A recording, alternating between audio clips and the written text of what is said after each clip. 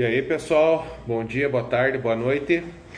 Estou aqui hoje para falar um pouquinho sobre diabetes tipo 2. Estava dando uma estudada aí esses dias e achei algumas coisas bem interessantes e relevantes aí para estar passando para vocês que querem estar realizando a prática de algum exercício que seja efetivo, eficiente para auxiliar no tratamento da diabetes tipo 2. Mas antes, passando alguns dados, tá?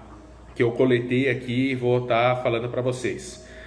Primeira situação, pessoal, segundo a Sociedade Brasileira de Diabetes, diretriz 2017-2018, o Brasil é o quarto país com mais casos de diabetes no mundo, tá? No Brasil, relacionado à população, isso corresponde a 7% da população, tá? E basicamente, pessoal, a diabetes, ela deriva da onde?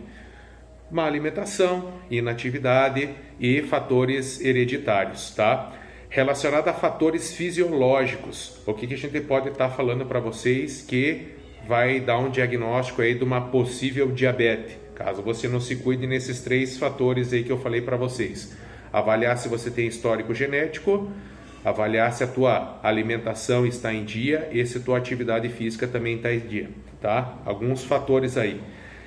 A pessoa já possui pré-diabetes, que o que é a pré-diabetes, pessoal? Ela já tem uma alteração na curva da glicemia, tá? Mas ainda assim tem a capacidade de compensar essa glicose circulante na corrente sanguínea, tá? Outra situação, a mulher ter tido diabetes gestacional durante a sua gestação. Se ela teve diabetes gestacional, isso pode ser um indicativo que se ela não se cuide na alimentação e na atividade física, ela possa vir a desenvolver a diabetes tipo 2. Histórico familiar, que eu falei, que é aquela carga genética, né? Se você tem mãe, pai, né, alguma proximidade relacionada a familiar com diabetes, você também pode ser um futuro candidato a vir a ter. Outra situação, pessoas com problema cardiovascular, hipertensão, né, também já está associado com um fator que pode desenvolver aí uma predisposição ao surgimento da diabetes tipo 2. Tá? Como eu falei anteriormente, a diabetes está relacionado com uma curvatura elevada na concentração de glicose quanto à corrente sanguínea e pré-diabético ainda tem uma capacidade de processar essa glicemia alterada, só que por um período mais longo, tá? Isso pode ser chamado também de insulinemia, tá? Que é a alteração da produção da insulina justamente para compensação dessa glicose circulante devido à resistência à insulina que você gerou. Outra situação é a curvatura onde você não tem a compensação, que daí já seria caso de diabetes tipo 2 mesmo. A pessoa ela tem uma baixa produção de insulina e provavelmente uma relação peso-obesidade também apresentada. Tá? Mesmo que ela venha conseguir ter um emagrecimento, ainda assim por ela ter detonado o processo de células pancreáticas dela quanto à produção de insulina, provavelmente ela vai ter que ser uma insulina dependente, tá? Casos e casos. Relacionado à situação dos exercícios e diabetes. A recomendação que fica é, pessoal, mesma diretriz 2017-2018 da Sociedade Brasileira de Diabetes.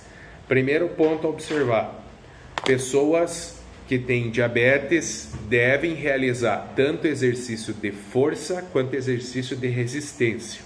Mas uma característica bem interessante que fica aqui para vocês é que exercício de força é uma via independente da insulina. Então, toda aquela relação a MPK, GLUT4, transporte de glicose, isso tudo é realizado sem auxílio da insulina. Então, algumas dicas ficam aqui para vocês relacionado à prática de exercício para portadores de diabetes. Primeiro, você não realiza exercícios com pessoas com nível de glicemia acima de 250 mg por decilitro. Tá? Outra situação, vai realizar quando esse exercício? Quando a pessoa tiver entre 100 e 200 mg por decilitro. recomendando o quê? Uma refeição antes do treino, justamente porque, pessoal, ela pode vir a ter um rebote hipoglicêmico pós-exercício.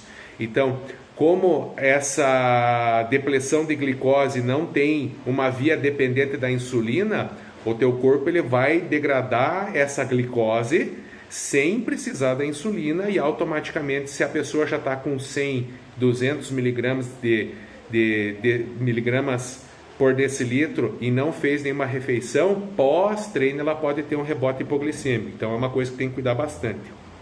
Evitar exercícios, pessoal, aonde o pico da insulina está mais elevado. Porque a insulina ela não é um carreador de glicose. Então, se você está fazendo atividade física onde você tem um pico de produção de insulina, isso para quem é insulino dependente, é lógico, a pessoa ela pode ter um rebote hipoglicêmico durante a atividade.